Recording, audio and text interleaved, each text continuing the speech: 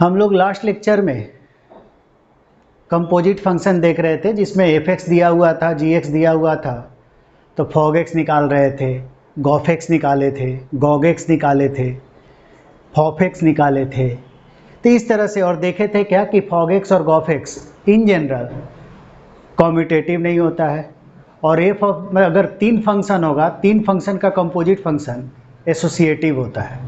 आज हम उसमें आगे देखेंगे एक अलग तरह का क्वेश्चन, जैसे ये f(x) दे रखा है, g(x) दे रखा है, जिसका f(x) इक्वल टू e के पावर x r प्लस से r है, g(x) साइन इनवर्स x से -1 से 1 से लेकर -π/2 से π/2 है, और आपसे पूछ रहा है कि डोमेन रेंज ऑफ fog(x) क्या होगा, और अगर fog(x) डिफाइंड है किसी भी x के लिए तो fog(x) क्या होगा। तो चलिए इस क्वेश्चन का करने का दो तरीका होता है। तो पहले एकदम शुरू से करें, जिस तरह से हम लोग देखे थे, तो f ऑफ g(x) निकालना है हमें। तो f(x) हमें दे रखा है, f(x) हमारा क्या दे रखा है, e के पावर x r प्लस दिया हुआ है। r प्लस का क्या मतलब, x ग्रेटर देन 0, ये डोमेन दे रखा है इस फंक्शन का, और g(x) आपका दे रखा है साइन इनवर्स x। तो f ऑफ g(x) क्या होगा, f ऑफ g(x) मीन्स हम x के जगह पर g(x) रख रहे हैं, और x के जगह पर g(x) रख रहे हैं, तो ये आपका क्या होगा, x के जगह पर यहां पर भी g(x) होगा, और यहां पर भी अगर ये x है, अगर यहां g(x) रखे तो यहां पर भी क्या होगा, g(x). अब देखिए fog(x) में fog(x) इक्वल टू क्या आ गया, e के पावर g(x), जहां g(x) ग्रेटर देन 0 है। लेकिन गौर करिए जो fog(x) है इसमें f और g दोनों मिल के बना है, और ये f को डिफाइन करने के लिए ये e के पावर g(x) आया है, और जहां g(x) क्या है, ग्रेटर देन 0 होना चाहिए। लेकिन इसमें सिंस g(x) भी इन्वॉल्व है, इसमें g(x) भी इन्वॉल्व है, और g(x) यहां रख रहे हैं, तो g(x) को हम तभी पुट कर सकते हैं जब g(x) डिफाइंड हो, और g(x) किस x के लिए डिफाइंड है, यानी इस फंक्शन का डोमेन क्या है, तो -1 से 1, तो x बिलोंग्स टू -1 से 1 भी होना चाहिए, यानी हमारा वो x डोमेन ऑफ fog(x) होगा। इस fog(x) का डोमेन जो होगा जो इन दोनों को सेटिस्फाई करेगा। फिर से समझिए कैसे, तो f(x) अगर e के पावर x था और इसका डोमेन r प्लस यानी x 0 से बड़ा था, तो f ऑफ g(x) क्या हुआ, x के जगह पर मैं यहां g(x) रखा, तो यहां पर भी g(x) रखूंगा, यहां पर भी g(x) रखूंगा, और सिंस ये पूरा fog(x) में g(x) का टर्म इन्वॉल्व है, और जहां जहां g(x) डिफाइन होगा वहीं वहीं पर fog(x) भी हम डिफाइन कर पाएंगे।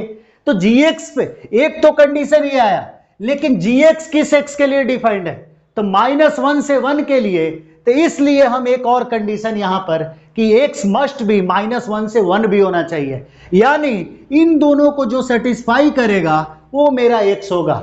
और fog(x) हमारा फाइनली क्या हो गया, तो e के पावर g(x), और g(x) क्या है, x के g(x) का वैल्यू साइन इनवर्स x है, तो e के पावर साइन इनवर्स x, यानी fog(x) तो हमें निकल गया। अब मेरा मेन काम क्या है, इस फंक्शन का डोमेन निकालना, और डोमेन यानी इन दोनों का इंटरसेक्शन।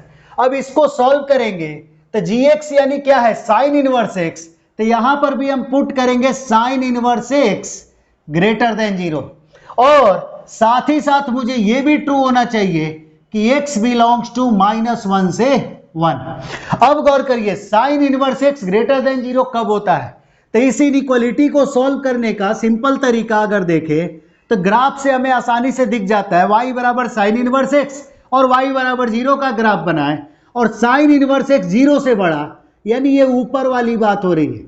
तो अगर ये ऊपर की बात हो रही है जो 0 से बड़ा है, तो ये, और इसका ग्राफ कहां से कहां तक होता है, -1 से 1 में, तो ये 0 से बड़ा कब है, तो x 0 से 1 के बीच में, यानी x बिलोंग्स टू 0 से लेकर 1, और यहां पर क्या है, ये इसको फर्स्ट बोल दीजिए, और सेकंड क्या है, एंड x बिलोंग्स टू -1 से 1। ये किस लिए लिया गया, क्योंकि इसी के लिए g(x) डिफाइंड था, और ये fog(x) के लिए f को डिफाइन करने के लिए कंडीशन आया। अब ये दोनों में इंटरसेक्शन लेंगे क्योंकि हमें दोनों ही फंक्शन डिफाइंड होना चाहिए। तो फर्स्ट इंटरसेक्शन सेकंड, इन दोनों का इंटरसेक्शन ही हमारा डोमेन ऑफ फॉग एक्स हुआ। तो डोमेन ऑफ किस एक्स के लिए ये डिफाइंड है, किस एक्स के लिए ये फंक्शन डिफाइंड है, वही हमारा फॉग एक्स का डोमेन होगा।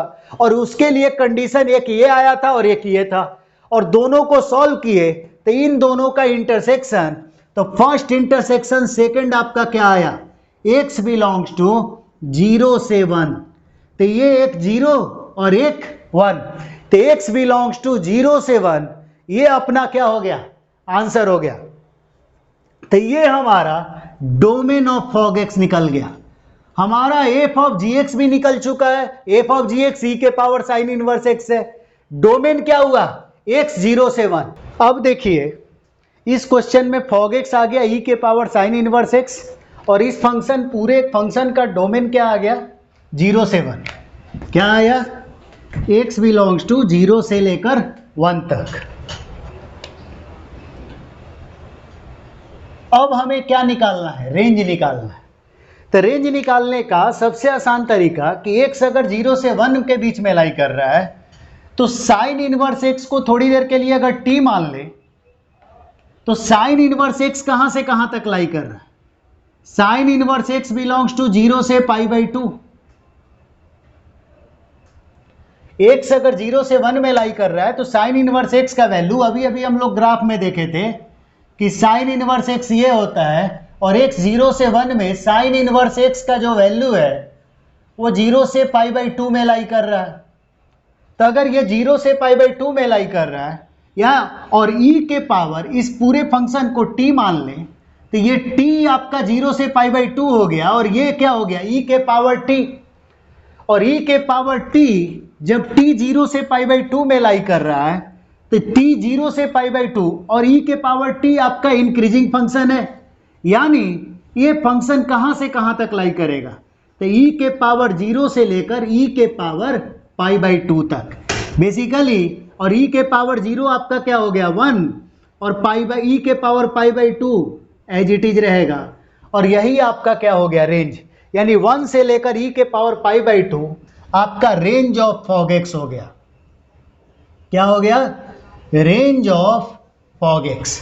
फिर से समझ लीजिए, रेंज फंक्शन फॉग एक्स ये है, x 0 से 1 में लाई कर रहा है, डोमेन इसका। तो अगर x 0 से 1 में लाई कर रहा है तो साइन इनवर्स x कहां से कहां तक लाई करेगा, 0 से π/2, और साइन इनवर्स x अगर 0 से π/2 में है तो ये पूरा, और e के पावर एनीथिंग जो होगा, e के पावर वो एक इंक्रीजिंग फंक्शन है, तो e के पावर t इंक्रीजिंग फंक्शन होने के कारण छोटा वाला t पे छोटा वैल्यू, बड़ा वाला t पे बड़ा वैल्यू, तो सबसे छोटा जब 0 रखेंगे तो सबसे छोटा आ गया 1, और सबसे बड़ा वैल्यू रखेंगे तो सबसे बड़ा।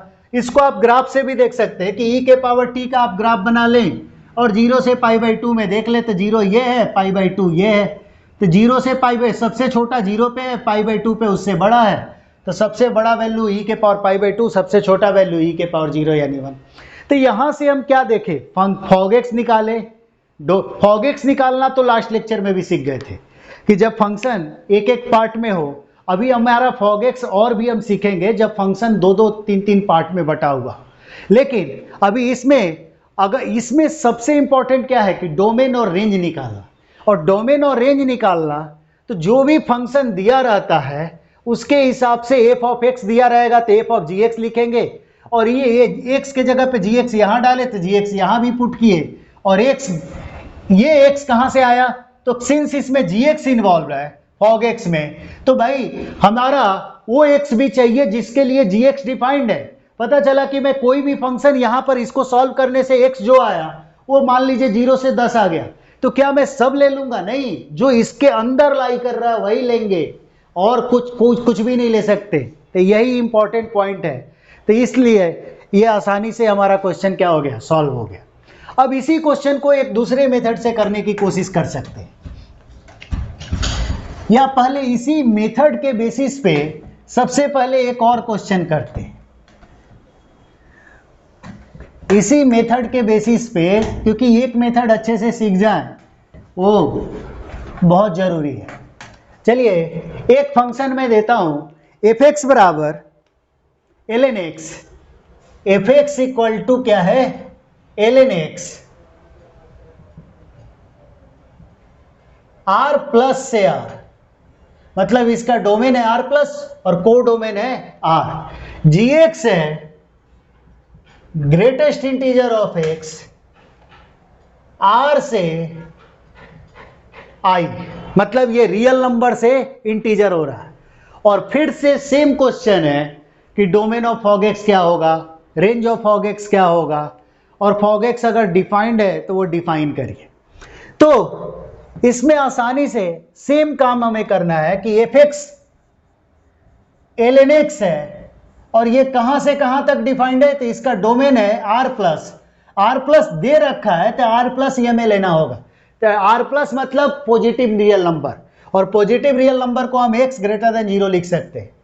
अब एफ एक्स बराबर एल एन एक्स जब एक्स ग्रेटर देन जीरो दिया रखा है और एफ ऑफ जी एक्स की बात कर रहा है, तो एफ ऑफ जी एक्स मतलब एक्स के जगह पर हम क्या पुट करेंगे, जी एक्स पुट करेंगे। तो एक्स के जगह पर यहां आप जी एक्स पुट कर रहे हैं तो ये आपका क्या हो गया, l n of g x, और ये आपका क्या हुआ, g x greater than zero. अब देखिए l n of g x greater than zero. अब आप क्या देख सकते हैं, जी एक्स का वैल्यू क्या है, साइन इनवर्स एक्स, तो यहां पर l n sine inverse x, और यहां पर ध्यान दीजिए ये कंडीशन तो आया, लेकिन इसको डिफाइंड होने के लिए हमें एक और कंडीशन जरूरी है। कौन सा, जी एक्स को भी हमें क्या करना पड़ेगा, डिफाइन करना पड़ेगा। और g x greatest integer of x, और जी एक्स किस एक्स के लिए डिफाइंड है, तो ऑल रियल नंबर के लिए डिफाइंड है, मतलब इसमें कोई रेस्ट्रिक्शन नहीं है। तो जो इससे आएगा इन दोनों का इंटरसेक्शन भी वही होगा। तो g x greater than zero, और जी एक्स हमारा यहां पर जी एक्स की जगह पे साइन इनवर्स एक्स रखे हैं, सॉरी जी एक्स साइन इनवर्स एक्स नहीं है इस क्वेश्चन में। जी एक्स आपका क्या है, ग्रेटेस्ट इंटीजर ऑफ एक्स, तो g x greatest integer of x है, तो l n of greatest integer of x, और ये g x greatest integer of x greater than zero and x belongs to real number. ये real number क्यों लिए, ताकि जी x हमारा define हो सके। अब greatest integer of x greater than zero कब होगा, तो greatest integer of x greater than zero तब होगा जब एक्स 1 या 1 से बड़ा हो, क्योंकि एक्स अगर 0.5 ले लेंगे तो उसका ग्रेटेस्ट इंटीजर जीरो हो जाता है, तो वो जीरो से बड़ा नहीं हो पाएगा। तो greatest integer of x greater than zero, इसको सॉल्व करना मतलब ग्रेटेस्ट इंटीजर ऑफ एक्स 1 या 1 से बड़ा, और इसको सॉल्व करना यानी एक्स 1 या 1 से बड़ा। 1 या 1 से बड़ा किसी भी नंबर का ग्रेटेस्ट इंटीजर हमेशा 1 या 1 से बड़ा होता है। अब इसके बाद, और यहां x belongs to real number है, तो ये फर्स्ट हो गया और ये सेकंड, दोनों का इंटरसेक्शन हमारा क्या आया, तो domain of fog x, domain of fog x क्या है, x greater than equal to 1, इन दोनों का जो कॉमन है। अब हमारा फॉग एक्स क्या हो गया, एफ ऑफ जी एक्स, हमारा फाइनल क्या हो गया, l n of greatest integer of x, और जहां एक्स पे क्या कंडीशन आया, 1 या 1 से बड़ा।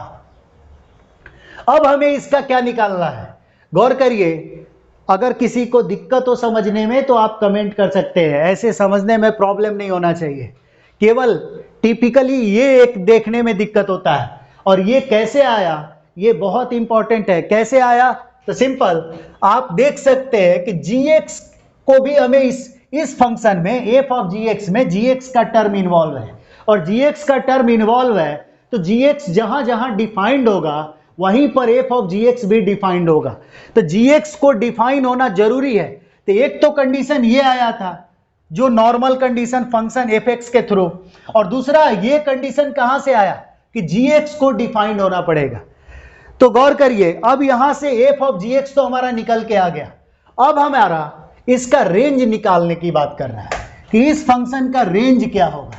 तो इस फंक्शन का अगर हमें रेंज निकालना है तो हमें गौर करिए, ये फंक्शन आपका है क्या, x 1 या 1 से बड़ा है और ln of greatest integer of x की बात हो रही है।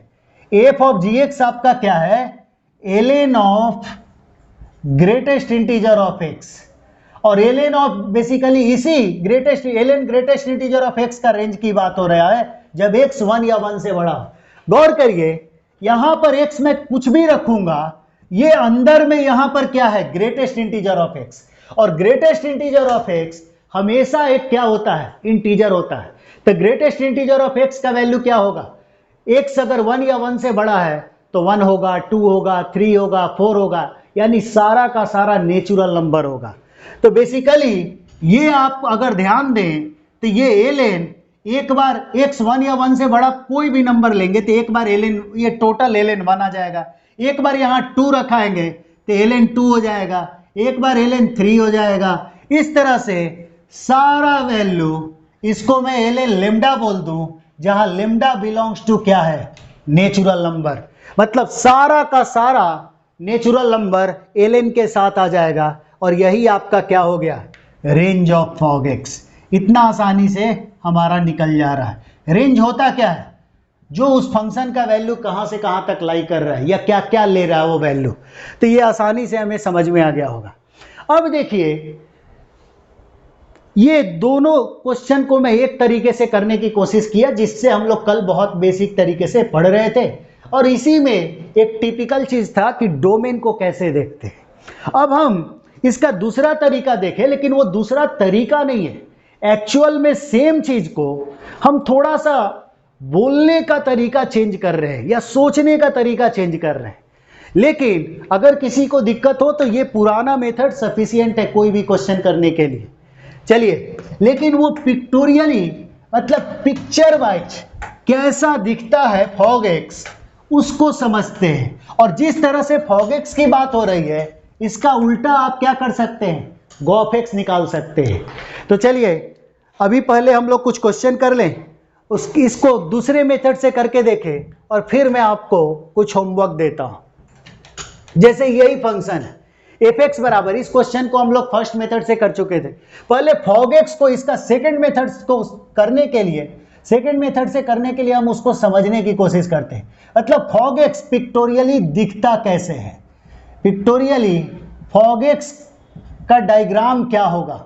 तो फॉग एक्स जो बना है, गौर करिए, एक्स किसी फंक्शन g से पास होगा तो ये क्या बन के आएगा, gx, और फिर ये gx किसी फंक्शन f से पास होगा तो ये बन जाएगा क्या, f ऑफ gx।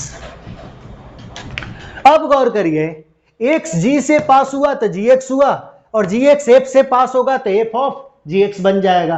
तो ये पिक्टोरियली इस तरह से फॉग एक्स को हम क्या कर सकते हैं, रिप्रेजेंट कर सकते हैं। अब गौर करिए, हमसे कोई पूछ रहा है कि फॉग एक्स का डोमेन क्या होगा। तो फॉग एक्स का डोमेन यानी ये फंक्शन कब डिफाइंड होगा, जब ये और ये दोनों डिफाइंड हो, और दोनों डिफाइंड एक साथ करना है, यानी दोनों कंडीशन का इंटरसेक्शन लेना होगा। और इसके लिए तो कोई टेंशन ही नहीं है, जी का जो डोमेन दे रखा है उसी के लिए जी डिफाइंड है। तो गौर करिए, डोमेन ऑफ फॉग एक्स हम इसको थोड़ा लिखते कैसे हैं, तो let's say first intersection second, जहां फर्स्ट क्या, जब जी डिफाइंड है तो where first equal to domain of g. First हमारा क्या हो गया, डोमेन ऑफ जी, मतलब जी का डोमेन क्या है। तो बेसिकली इस पर्टिकुलर क्वेश्चन को करेंगे तो gx का डोमेन क्या है, -1 से 1। तो यहां पर हम करते भी चलते हैं -1 से 1। दूसरा कंडीशन कि भाई ये फंक्शन f भी डिफाइंड होना चाहिए। तो फंक्शन f डिफाइंड होना चाहिए किसके लिए, गौर करिए, यहां पर फंक्शन f के लिए ये x नहीं है, यहां पर x के जगह पर क्या है, gx। तो गौर करिए, ये फंक्शन कब डिफाइंड होगा, जब gx जो है, gx is subset of domain of f। gx जो होना चाहिए, जो यहां पर आना चाहिए ये टर्म, वो किसको, इसके डोमेन का क्या होना चाहिए, सबसेट होना चाहिए। क्यों, क्योंकि फंक्शन का डोमेन, फंक्शन कब डिफाइंड होता है, तो फंक्शन जब कभी भी कोई भी फंक्शन का डेफिनेशन क्या होता था, जब डोमेन के हर x के लिए एग्जैक्टली 1y हो। अगर यहां पर मान लें कि यहां पर इसका वैल्यू gx का वैल्यू 1 2 3 4 5 आया, जबकि इसका डोमेन 1 2 3 4 ही है, तो ये तो फंक्शन डिफाइन ही नहीं हो पाएगा। तो इसलिए हमारा कंडीशन क्या होता है कि जो रेंज ऑफ जी है, range of g g x है, तो इसको चाहे तो आप ऐसे भी लिख सकते हैं, या रेंज ऑफ जी इज सबसे टॉप लिखे या बिलोंग्स टू लिखे, दोनों सेम ही चीज है। तो रेंज ऑफ जी या डी एक्स बिलोंग्स टू, ये आपकी मर्जी है, क्योंकि ये इनइक्वालिटी हमें सॉल्व करना है। आप ये लिखे चाहे ये लिखे, दोनों ही सेम है। तो गौर करिए, अभी जो हम लोग, तो इसका gx belongs to domain of f होना चाहिए, और gx यहां क्या है, साइन इनवर्स x। तो gx साइन इनवर्स x है, और sine inverse x belongs to क्या होना चाहिए, डोमेन ऑफ एफ, और fx का डोमेन क्या है, r प्लस, यानी sine inverse x belongs to, या इसको ऐसे भी लिख सकते हैं कि sine inverse x r plus को बिलोंग कर रहा है, ये belongs to domain of f. और इस फंक्शन का डोमेन r प्लस दे रखा है, यानी r प्लस यानी पॉजिटिव दे रखा है, तो sign inverse x greater than 0। अभी आप अगर गौर करेंगे तो थोड़ी देर पहले हम ये एक इनइक्वालिटी सॉल्व किए थे, और दूसरा एंड करके -1 से 1 लिए थे जो डोमेन ऑफ gx था, और सेम चीज इस तरीके से भी आ रहा है, यानी कोई फर्क नहीं है। कहने के लिए लोग कहते हैं दो दो अलग अलग मेथड है, थोड़ा सोचने का थोड़ा तरीका बदलता जरूर है, लेकिन एक्चुअल में बिल्कुल सेम है, एग्जैक्टली सेम कंडीशन आ रहा है। और अब आप ध्यान दें तो sign inverse x greater than 0 आया, तो इसको सॉल्व अभी हम लोग देखे थे, कैसे किए थे, तो ये साइन इनवर्स x है और y बराबर 0, तो 0 से ये कहाँ तक आ रहा है, 1 तक। तो इस इनइक्वालिटी का सॉल्यूशन क्या हुआ, x बिलोंग्स टू 0 से 1, और ये आपका फर्स्ट है, ये आपका सेकंड है, तो इन दोनों का इंटरसेक्शन क्या होगा, इन दोनों का इंटरसेक्शन क्या होगा, तो फर्स्ट इंटरसेक्शन सेकंड दोनों में कॉमन क्या है, 0 से 1, तो डोमेन ऑफ फॉग एक्स आपका क्या आ गया है, 0 से 1।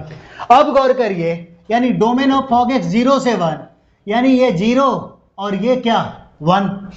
अब ये 0 से 1 है, अब gx कहां से कहां तक लाई करेगा, अगर हमें रेंज ऑफ फॉग एक्स निकालना है, तो g क्या था, साइन इनवर्स x, तो g साइन इनवर्स x था, तो x 0 से 1 में है, तो साइन इनवर्स x कहां से कहां तक लाई करता है, 0 से π/2, और f क्या है, f के जगह पर e के पावर x है, तो e के पावर x में जब 0 रखेंगे तो सबसे छोटा वैल्यू, यानी सबसे छोटा वैल्यू e के power 0, that is nothing but 1, और एक बार π/2 डालेंगे तो e के पावर π/2, ये आपका सबसे बड़ा, तो ये आपका क्या हो गया, रेंज। और फंक्शन की बात करें तो फंक्शन तो एक लाइन में दिख रहा है कि fx पता है, gx पता है, f ऑफ gx यानी x के जगह पर gx, तो यहाँ भी gx, यानी यहाँ पर साइन इनवर्स x, तो e के पावर साइन इनवर्स x ही आपका क्या है, फॉग x है। तो इस तरह से हम आसानी से दूसरे मेथड से भी देख पाए, समझ में आ रहा होगा। तो चलिए, मैं आपको फॉग एक्स को पढ़ाया हूँ, एग्जैक्टली उल्टा आपका क्या होगा, गॉफ एक्स होगा।